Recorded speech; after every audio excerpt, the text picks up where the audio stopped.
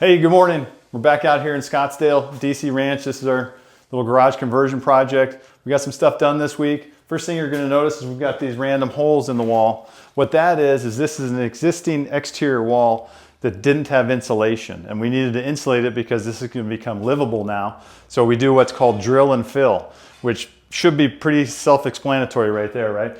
We drill some holes in the wall and we fill it with insulation. Our drywall guy is going to come back. He'll patch that up. Nobody will even know that it happened. Now we'll have insulation in the wall. Another thing that I've noticed we've gotten done this week, we've got this window replaced. Previously, this window did not open, and since we need some fire egress here, now we've got a nice functioning window. Oh, I got to unlock it before I try and slide it up. Slides nice and smooth, closes tight, looking really good.